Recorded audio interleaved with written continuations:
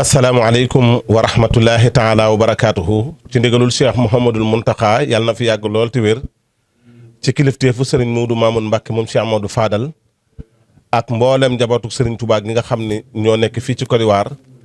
ci ndigalul Serigne Mourtada Mbacke moom Serigne Abdou Lahad waaye Serigne Modou Awa Balla ñu gën koo xam ci Serigne Modou Kara ak mboolem njabootu Serigne Touba gi nga xam ne ñoo fi nekk. kuréelu xidmatul xaddim di kuréel gi nga xam ne moo lëkkale mboolem ñu yëngu ci xasiday Serigne Touba yi ci Côte d'Ivoire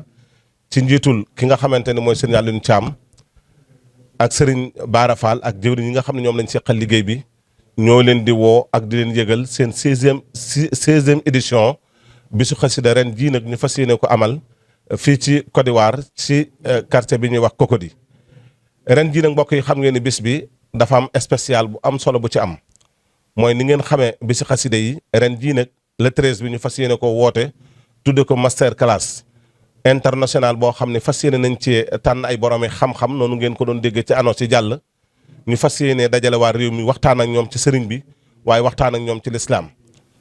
kon mbokk yi bis baa ngoog le 14 juin le 2026 waaye le 13 baat mooy bis boobu nga xam ne moom laa leen doon fàttali kon ñu jox sëriñ Bara Fall su ko defee mu woote ci turu sëriñ Alioune Thiam mi jëwriñ ji su ko defee ñu door a jox sëriñ Modou Mamoun Mbacke moom Cheikh Amadou Fadal. asalaamaaleykum wa rahmatullah taala wa barakatuh jërëjëf sëriñ Koso ñu ngi lay sant bu baax xam naa suñuy kàddu ñu ngi koy tàmbalee ci sunu jëwriñ mi sëriñ Magoumba Thiam mi nga xam ne moo fa nekkal Seexul Xadim fii ci Côte d'Ivoire nekkal sëriñ Mountakha kon ñu ngi wax ci turam waaye di wax ci turu sunu jëwriñ di jëwriñ Xidmatul Xadim muy sëriñ Aliou Thiam di wax ci mbooleem jëwriñ yi nga xam ne ñoo nekk ci l'intérieur du pays bi ñëpp nga xam ne ñoo ànd liggéey sëriñ Tuubaa bi waaye ñu amaat yeneen jëwriñ yoo xam ne ñoom lañ àndal ci Xidmatul Xadim ñu nekk ci l'intérieur bi tey jii ñu ngi toog fii ak sunu sang bu tàgg bi sëriñ Mamadou Mamoun mu ñëw ci sunu bis bi nga xam ne mooy bisu xasida bi baaxoo di amal fii ci Côte d'Ivoire ren jii comme ni ko suñ ko so waxee ñu am ci beneen gis-gis bu bees boo xam ne dañ ko boole samedi le 13 bis ba nekk le 14 le 13 boobu nag ñu ciy def master class boo xam ne dañ ciy woo ay professeurs yu mag comme docteur Khadim Bousso professeur Galaye Ndiaye ak Abdallah Fahmi mi nga xam ne da ca war def intervention depuis Paris nekk ab tunisien boo xam ne d'origine tunisien boo xam ne français la ak yeneen kilifa yoo xam ne ñu ngi ci dëkk bii di ay borom xam-xam ñu seqoo ko ñoom muy imam Daouda ak imam Seydou Doumbouya ak ñeneen ñoo xam ne ñu ngi fi war a ànd ak ñun bis boobu li tax ñu def ko mooy li ngi sëñ Mountakha waxoon rek fexe leen ba réew yi nga nekk ñu xam kan mooy sëriñ bi bu ñu xam kan mooy sëriñ bi nag day jaar bu ñu nekkee suñu kilifa bi yi nga xam ne muy sëriñ Mouhamadou Mamoun Mbacke sëñ bi da koo nommé mu nekk ambassadeur murid yëpp ci Côte d'Ivoire loolu moo tax ñu bëgg bi yoon wax ji bañ yem ci wolof rek ñu bëgg ko def waxtaan woo xam ne day ànd ak ay français bu ko defee waa réew bi xam lan la ñuy def fii ak lan lañu sëñ bi digal ci sunu diine kon loolu moo tax dajale fii tey jii ñi ngi sant it ñi nga xam ne dañoo àndoon ak ñoom ci vidéo yi ñu doon def ku mel ne sëriñ Mourtada Gueye nekk Sénégal ak Ali Mal Dioum nekk Sénégal ak yeneen kilifa yoo xam ne ànd nañoo ak ñoom liggéey bi ci soxna yi kon daal dañuy jox sëñ bi kàddu gi mu yeggale waxtaan yi ci liggéey bi nga xam ne moom lañ jublu nga xam ne liggéey bi Seexul Xadim la boo xam ne képp ku nekk ci territoire Côte d'Ivoire rek ñu ngi lay soññ ci bis boobu le 13 ku cay ñëwit nga yor comportement ab jullit comme niñ ko doon soññee ci vidéo yi ca bis ba it képp ku fay ñëwit nga xam ne dañuy liggéey Sëriñ Tuubaa ci bisub diine la du bisub pukkara du bisub mbumbaay dañ xam ne xasida Sëriñ Tuubaa yi la ñuy màggal ci ñaari bis yi xasida Sëriñ Tuubaa yi nag mooy Sëriñ Tuubaa mooy ñun mooy ay doomam ñooy ay sëtam kon asalaamaaleykum wa rahmatullah wa rahmatullah bismillahi rahmani rahim alhamdulillahi wahdahu wasalaatu wasalaamu ala alhadi alamin sayidina wa habibina wa shafiina muhammadin wa ala alihi wa sahbihi wa xadimihi wa ummatihi wa sallim taslima subhanaka la ilma lana illa ma allamtana innaka anta alalim alhakim rabbi shrah li sadri wa yassir li amri wahlul uqdatan min lisani yafqahu qawli allahumma ij'alna min alladhina yastami'una alqawla fayattabi'una ahsana waj'al kalami rashidan wa murshida wa fikrati nawwir wa qalbi arshida barke borom Tuubaa salaamaaleykum wa rahmatullahi wa barakaatuhu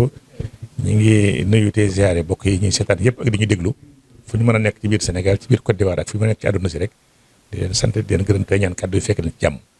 di sant yàlla di julli ci Yonent bi alayhi salaatu wasalaam sant Serigne Touba ñaanal Cheikh Mouhamadul Mountakha xalif général des mourides mu yàgg fi loolu te wér ba li muy liggéeyal ak li mu bëgg liggéeyal Serigne Touba lépp ma àggale ko ci sago dañu fekkee te ànd ko moom noonu lañ ko ñaanal njabootu Serigne Touba gépp góor ak jigéen mag ak ndaw di ñu ko ñaanal ñun taalibe yëpp yàlla defal ñu jàmm ak mucc ak wér ak xéewal ci barke borom Touba di leen soññ ci bis bi ñu dëgmal di suñu bis ñun ñëpp di bis Serigne Touba mooy bis boo xam ne dañ ko wala man wax ñaari bis yoo xam ne sax dañ ko jagleel Serigne bi ci liggéeyal ko xamle ko ak wane ko nga xam rek moo des ci liggéey bi fi mu ne muy bis boo xam ne ak gaaw lay doon ak dimanche gaaw ba mu lañu tuddi master class international xam ne dañuy invité ay borom xam-xam ñu wax ci sëriñ bi te wax ci sëriñ bi nag bu dee ñunu neen ñu daje di ko wax suñu wolof baax na lool waaye dañu war a weesu étape boobu di wax ak waa réew mi leen boole ci liggéey bi ndax Sénégal yi yàgg nañoo nekk Côte d'Ivoire comme ni ñu yàgg nekk ci dëkk yu bari waaye Côte d'Ivoire am place boppam boo xam ne da ko yàlla ko jagleel ndax taalibe yi ña nga fu ne ci àdduna waaye wàccuwaay bi ñu am Côte d'Ivoire néew na réew ñu ko am te sëñ Mountakha itam xam gu mu xam Côte d'Ivoire xam gu mu xam lu Côte d'Ivoire représenté moo tax mu jox ko yitte lool kon lu ñu fi def rek da koy bàyyi xel di ci yéene di ci ñaan di ko bàyyi xel ci wàll yëpp kon bu ko defee rek bis bu njëkk ba ni ngeen ko xamee dañoo bëgg suñu mbokk yi ivoiriens yi nga xam ne ak ñi nekk Côte d'Ivoire te du ñuy sénégalais te du ñuy wax wolof ñu xam li ñuy def lu mu doon waaw ndax nit boo xamante li muy def lu mu doon mën nga ko tuumaal lu ne te xam nañ ne accusation yi bari dañu ko fi daan def ak ay idées reçues yoo xam ne dañuy jëpp ne murid yi duñ jàmm yàlla murid yi dañuy jàmm seen sëriñ si murid yi duñ jul duñu woor murid yi dañuy def ay sacrifice dem nañu ba sax suñu kër yi sëñ Tuubaa yi dañuy wax ne kër yi sacrifice la ndax xewal li ñu fiy joxe loolu lépp ñàkk xam rek la ndax nit ki yonent bi la ma waxoon ne loo xamul rek bañ ko mën ngaa soppantal mbir bañ ko ragal ko fekk ñàkk xam rek la waaye sëñ Tuubaa léppam njariñ la su ko defee nag ñun taalibe murid yi nga xam ne ñoom ñi ngi waxee wolof wala dégg nañ ko ñooñu moom suñu problème moo gën a néew ndax buñu dajee waxtaan suñu làkk danañ ko dégg waaye ñi nga xam ne ñi ngi ci réew mi dañu gis ñuy def di demee ko ñëw te xam ñu li ñuy wax lu mu doon ñooñu boole lañ ci dafa jot daanaka loolu rek mooy résumé mission bi ñu tax a jóg pour bëgg nit ñi xam sëñ Tuubaa ci seen làkk ci ñu dégg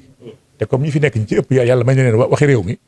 am nañu langue véhiculaire boo xam ñëpp ko dégg mu di français noo ko mën a waxee dégg nañ la kon bu ko defee ñu fexe ba message sëriñ bi ñu ko ciy jàllale di ko ci xamle xam ne message jàmm la message solidarité la message su dëppoo la message mbokkoo la waaw loolu daal defe naa mooy objectif u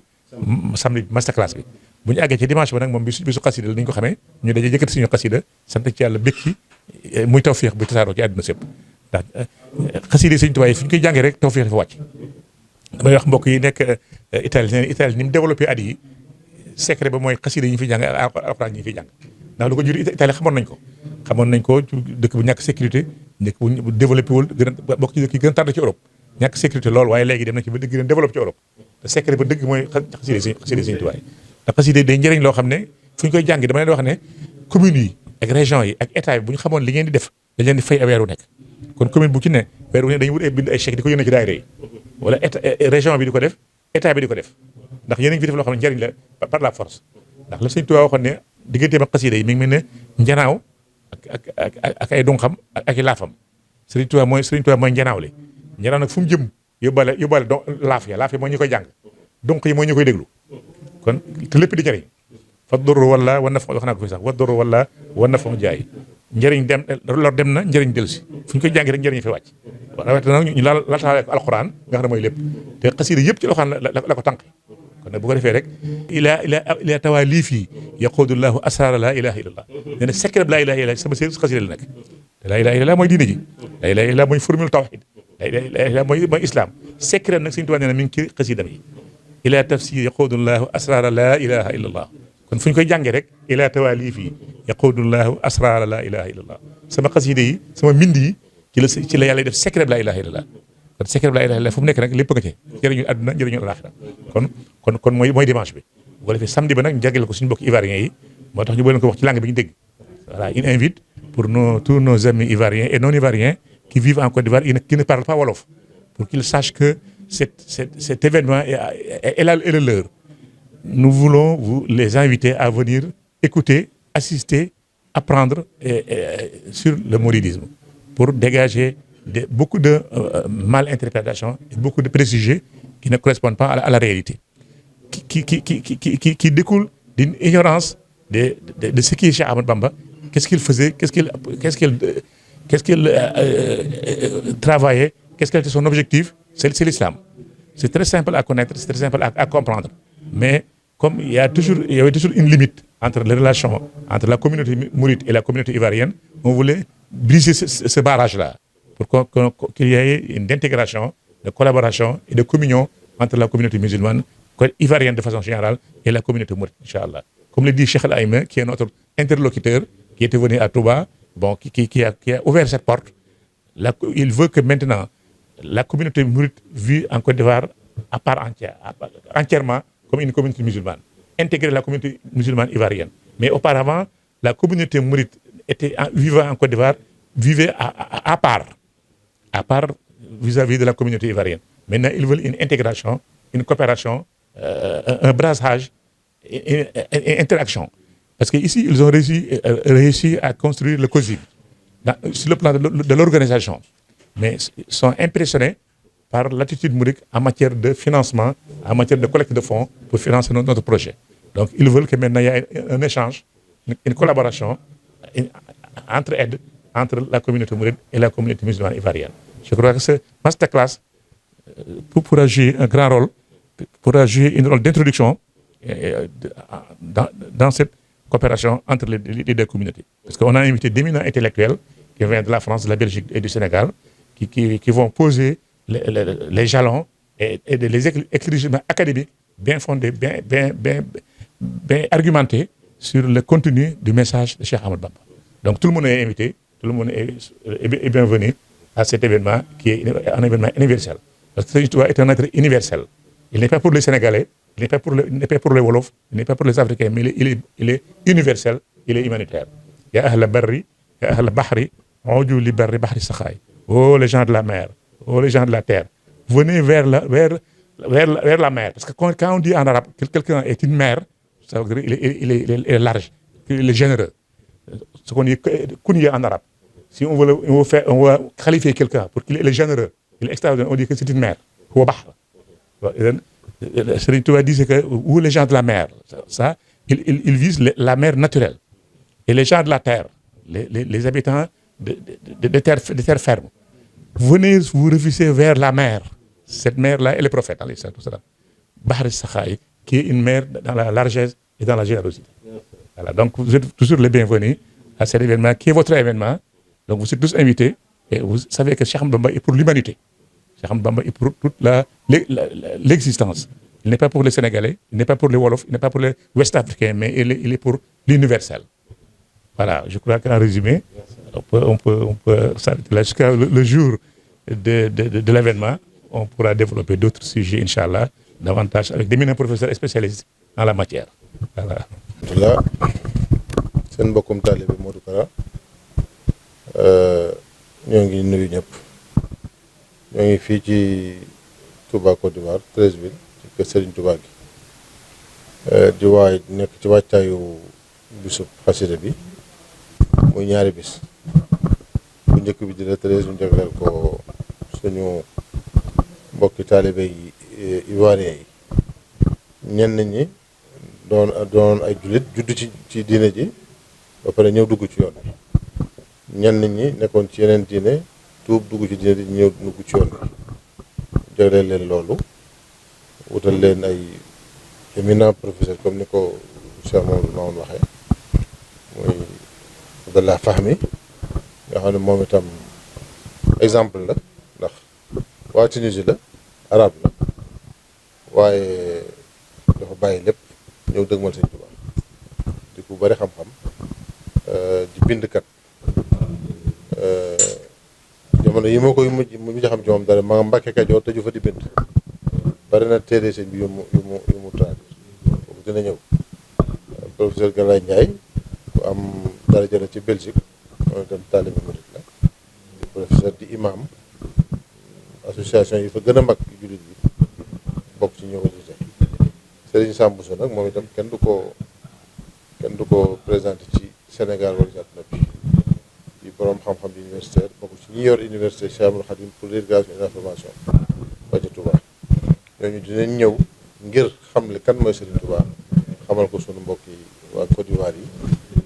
kenn ni ko sëñ bi waxee sànq rek te ñu xamee ko noonu nga xam ne dañoo tëju woon suñu biir rek téye sëñ bi ci suñu biir te génn wuñ ko te sëñ bi dafa war a génn ndax njëriñul àdduna bépp la kon nag ñu ngi ci woo ñëpp bépp taalibe moo xam murid nga tijaan xaadir laay nag ku mën a doon rek nga ñëw teewal boo defee le 14 bi nag mooy bis bi ñu jagleel xasida yi kem ni ko sëñ bi waxee léegi rek xasida moom fu ñu koy jàng rek xeewal dong moo fay wàcc bis boobu ñu ngi ci woo ñëpp kenn bañ ko wuute ñu ñëw massivement teew kon loolu rek lañ ci amoon luñ ci kii asalaamaaleykum wa rahmatullahi taala wa barakatu. aleykum mbokki jullit yi mbokki taalibe yi man la Serigne Fallou Diop maa ngi woo mbokki jullit yëpp ci sunu xasida bi nga xam ne ñu ngi koy def fii ci Cogodi ñëpp teewe ko bi jaahi Moustapha sallallahu alayhi wa sallam jërë ngeen jëf. asalaamaaleykum wa rahmatullah wa barakatuh man la Alaaji Aydara Sey di secrétaire général du fédération daayira Cheikhul Khadim fii ci Côte d'Ivoire di am mbégte nag di sant yàlla di julli ci yonentam bu tedd bi di sant Serigne Touba di feddli suñu laxasaay di ñaan Cheikh Mamadou Mountakha yàgg fi lool di am mbégte fekkee bis bii nga xam ni muy ñaari bis yi ñuy dëggal di le 13 juin ak le 14 juin ñu jagleel ko yoonu murit jagleel ko Serigne Touba jagleel ko xasidaam yi li ci jiitu muy le 13 ñu bëgg cee def li ñuy wax master class pour inviter ci umma islamique bi yëpp rawante nag ñi nga xam ne dégguñu wolof ak ñi nga xam ni nekkaguñu jullit ci ñu fas yéene fexe ba ñëw nekk si ay jullit muy suñu bokki ivoirien yi ñu nekkal ci réew mi moo tax master class boobu ñu di ko def ci tubaab ci langue kàllaamay nasaraan pour ñëpp mën a xam lan mooy mouridisme ak kan mooy Serigne Touba ak kan mooy murit ndax weesu nañ yeneen yëpp waaye dafa jot fi mu nii nag ñu wane sëñ bi sax xam naa ne moo ci dimbali waaye wane ko dafa jot waaw léegi nag loolu lañ moo tax ñu jagleel journée wu 13 boobu waa réew mi rek ak yeneen ñi même fraternité chrétienne bi ñu ngi leen ciy woo pour ñu ñëw xam kuy sëñ bi ba ca des di le 14 loolu mooy journée xasida bi ca comme ni ko sëñ bi waxee rek xasida yi moom àtt na lépp ca mooy yoonu Serigne Touba kon nag yàlla nañ ci yàlla yóbboog jàmm ñu fekke ko ca tal ko ca lépp luñ ci séntu yàlla defal ñu ko ci barkeb Serigne Touba. Assalamualaikum warahmatullahi ta'ala wa barakatuh. Je salue nos frères musulmans, je salue nos frères mourites. Je salue nos frères mourites et je les invite tous à la journée du Khassida le 13 et le 14 juin. Le 13 qui est dédié à la connaissance de Cheikh Ahmadou Bamba. Qui est Cheikh Ahmadou Bamba? Le message que Cheikh Ahmadou Bamba nous a transmis. On veut le faire connaître à toute la communauté musulmane de Côte d'Ivoire, aux Ivoiriens, à tous ceux qui résident au niveau de la Côte d'Ivoire. Venez comprendre qui est Cheikh Ahmadou Bamba, venez comprendre quel est le message universel qui a transmis Cheikh Ahmadou Bamba. Et le 14, ce sera la journée Khassida, les poèmes que Cheikh Ahmadou Bamba a écrit. Donc j'invite tout le monde et moi-même j'y serai. Assalamu alaikum wa rahmatullahi ta'ala wa barakatuh. Mbokki jullit yi, mbokki taalibe yi, mbokki diine islam ñoo ngi leen nuyu ku nekk si tur ak sant di la xamal ne kat daa am bis boo xam ne dañ koo fas yéene def muy le 13 ak le 14 juin. Le 13 bi master class la maanaam ñu ngi ko jagleel ñi nga xam ni dégguñu olof maanaam képp ko xam ne déggu olof képp ko xam ne bokkoo ñun yoonu murit ni ngi la si invité pour nga ñëw déglu xam li nga xam ni moom la Serigne Touba bind ak li nga xam ne moom la Serigne Touba digle ñun ñëpp ñu bokk na déglu ko xam kuy Serigne Touba ndax dañoo yéemale woon yëfi sunu biir ñun sénégalais yi te loolu waruñu yëfi dañ ko war a yaatal ba mu gën a yaatu ndax ñëpp war nañu xam kuy Serigne Touba ndax Serigne Touba c'est universel Serigne Touba ku universel Serigne Touba du pour sénégalais yi rek waaw Serigne Touba du pour sénégalais yi rek kon nag ñoo ngi woo képp koo xam ni bëgg ngaa xam kuy Serigne Touba képp koo xam ni Serigne Touba umpale nga luy Serigne Touba bëgg nañ laa woo si journée boobu bis bu njëkk bi nag master class la moom am na ñuy ñëw ñoo xam ne ñi Belgique la ñuy jógee ñi Sénégal la ñuy jógee ñi fi nekk la ñuy jógee pour xamal nit ñi en français pour xamal nit ñi lan mooy Serigne Touba ak lan la Serigne Touba tax Serigne Touba ñu wàcc jamono ñoo ngi leen si invité ñëpp. bisu dibeer ba nag mooy journée bi nga xam ne journée xasida la journée xasida nag bu ñu ko waxee mooy li nga xam ne moom la Serigne Touba bind ñu war ko xëy di ko jàng ba ngoon jot journée xasida nag journée xéewal la ku fa teew ku ne da nga am ay xéewal incha allahu rabbi ndax Serigne Touba lu bindul lu ne njariñ la Serigne Touba lu mu bindul lu ne njariñ la kon nag ne leen ñëw jariñu ku ñu woone leen ñëw leen jariñu ñëpp war nañoo ñëw kon nag ñoo leen sant ñoo leen gërëm di leen wax yéen ñëpp da ngeen ñëw asalaamaaleykum wa rahmatulah taala wa barakatu. asalaamaaleykum wa rahmatullah mbokki jullit yi mbokki taalibe yi sama mbokki imaam yi ñu ngi leen di woo ci ñaari bis Serigne Touba yi nga xamee ne ñu ngi ko amee fii ci Touba Côte d'Ivoire ci Cocody muy gaawu samedi ak dimanche ñu ngi ci woo képp koo xam ne ki yaa ngi wax ashadu an la ilaha illallah ashadu anna muhammad rasulullah rawatina nag nos frères imams en Côte d'Ivoire nous les invitons à venir assister à cette journée dédiée à Cheikh Ahmadou Bamba Khadim Rassoul. Asalaamaaleykum wa rahmatullah. maaleykum wa rahmatullah man la Cheikh Joxaane maa ngi woo ñëpp si suñu bis bi di bisu Cheikh Ahmadou Bamba Khadim Rassoul ñu koy defee Cocody samedi matin classe le 13 et le 14 di si woo tous les communautés de musulmans de Côte d'Ivoire di si woo jullit yëpp tout le monde les musulmans les imams tout le monde vous êtes invités vous allez venir découvrir l'histoire de Cheikh Ahmadou Bamba l'histoire du mouridisme vous êtes tous invités samedi et dimanche 13 et 14 venez nombreux vous allez découvrir l'histoire de Cheikh Ahmadou Bamba Khadim Rassoul inchallah ñaan rek ñu sant rek Cheikh Abdou Samad suñu rakk suñu doomi sëriñ suñu xarit ak waa alxadimiya ak samadiya ak organes yi ko jaral yëpp rawatina yéen ñaar ñi fi ñëw jël si jotaay bu tedd bi ñaan yàlla defal ci jàmm ak mucc yàgg ci ak jàmm rek te lañ cay taataan lépp yàlla defal ñu lu ko raw ci barkeb Cheikh al Khadim waaw dégg nañ bu baax sant nañ bu baax ndax yéen itam ci liggéey bi ngeen ndax jot liggéey la maa ala rasul ilal balaaga te balaaga boobu nag ci ngeen nekk kon yàlla ko yàlla nangu te sëriñ bi fu fural ñu lépp rek ci barke borom Tuubaa waaw jërëjëf